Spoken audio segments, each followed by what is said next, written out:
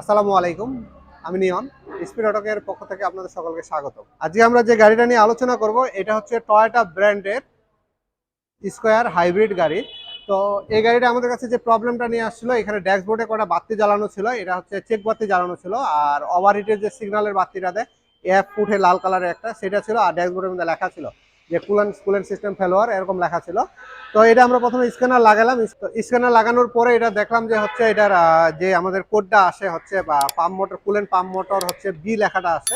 তো এটা হচ্ছে ইঞ্জিনের যে পাম্প মোটরটা সেটা ছিল, এটা আমরা আগের একটা ভিডিওতে আপনাদেরকে দেখাইছি। তো সেটা পাওয়ার পরে এটা আমরা চেঞ্জ করার জন্য একটা রিকোয়ারমেন্ট দিলাম। তো পরবর্তী রিকন্ডিশন এটা লাগালো, রিকন্ডিশন অলরেডি আমরা লাগাইছি। আর এটা গাড়ির খারাপটা, তো এটার হচ্ছে যে সমস্যাটা হচ্ছে বা এটা লাগানোর পরে এটা যদি আপনাদেরকে দেখাই, এটা একেবারে হার্ড হয়ে গেছে। এটা কিন্তু ঘুরতেছে না, একেবারে জাম হয়ে গেছে। দেখেন একেবারে জাম হয়ে গেছে, ঘুরতে চায় না।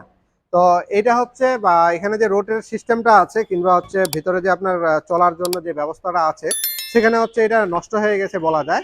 আর এটা কিন্তু রিপেয়ারও করা যায় না, একেবারে সিল করা। আপনারা যদি একটু কাছ থেকে দেখেন, এটা পুরোটাই হচ্ছে একবারে সিল করা, দেখতেছেন এখানে কিছু দেখেন, এটা শুধু কভারটা, আর এটা হচ্ছে পুরোটা সিল করা একবারে। তো ওই সিল করা থাকার কারণে হচ্ছে এটা রিপেয়ার করারও সুযোগ হয় না, রিপেয়ার করার প্রয়োজন মনে করি না, কারণ হচ্ছে মার্কেটে খুব বেশি এটা দামও না, আবার এমন পাওয়া যায় কি পাওয়া যায় না এরকমও বিষয়টা না, পাওয়া যায়, অ্যাভেলেবেল পাওয়া যায়। তো এরকমের সমস্যা আছে। তো আমাদের যদি কখনো দেখি যে কুলেন্ট সিস্টেমের কোনো সমস্যা আমাদের গাড়িতে দেখা দিচ্ছে কিংবা কুলেন্ট সিস্টেমের সমস্যা আমরা পাচ্ছি, সাথে সাথে আমরা একটা ওয়ার্কশপে আগে একটা স্ক্যানার লাগায় চেক করে নেবো যে কী কারণে সিগন্যালগুলো দিচ্ছে। আর শুধু কুলেন্ট সিস্টেমের না, হাইব্রিড গাড়ির যে কোনো ড্যাশবোর্ডে যদি কোনো সিগন্যাল দেয় কিংবা লেখা আসে, সেটা জাপানিজ ভাষাও আসতে পারে, আবার ইংলিশ ভাষাতেও আসতে পারে, যেভাবেই আসো আপনার আগে এটা সেটা দেখে আগে একটা ওয়ার্কশপে ঢোকায় ওখানে আগে প্রবলেমটা ফাইন্ড আউট করেন। তারপর সমাধান করবেন কিনা ওটা পরে ডিসিশন, কিন্তু আপনার একটা ওয়ার্কশপে ঢোকায় স্ক্যানার লাগায় আগে স্ক্যানিং করেন। সেক্ষেত্রে আপনাদের গাড়ি ইলেকট্রিক কিংবা ইঞ্জিন, গিয়ার বক্স কিংবা হাইব্রিড সিস্টেমের কিংবা ব্রেক বুস্টারের ক্ষতির পরিমাণটা একেবারে কমে যাবে। তো এই দিকগুলো আপনারা একটু নজরে রাখবেন, তাহলে আপনাদের হচ্ছে গাড়ির ক্ষতিটার পরিমাণটা একেবারে কমে যাবে। আর ওভারহিটটা কিন্তু গাড়ির খুব ইম্পর্টেন্ট একটা বিষয়, কারণ এই গাড়িগুলো ওভারহিট হলে কিন্তু ইঞ্জিনটা অফ হয়ে যায়। ইঞ্জিন অফ হয়ে গেলে কিন্তু সেখান থেকে রান করার সুযোগ হয় না, সেক্ষেত্রে আপনার ইঞ্জিন আবার ঠান্ডা করতে হবে, তারপর আপনি আবার স্টার্ট নিবে গাড়ি। অনেক সময় গাড়ি ওভারহিট হয়ে গেলে এই গাড়িগুলো কিন্তু সিজ হওয়ার পরিমাণটা খুব কম। যদি কোনো কারণে ওভারহিটের সিগন্যাল আসে কিংবা কুলেন্ট সিস্টেমের সিগন্যাল আসে, সেক্ষেত্রে গাড়ি কিন্তু জায়গায় স্টপ হয়ে যাবে, গাড়ি স্টার্ট হবে না, রেডি অপশন আসবে না। যদি রেডি অপশন না আসে সেক্ষেত্রে আপনার বুঝে নেবেন ওভারহিটের সমস্যা আছে।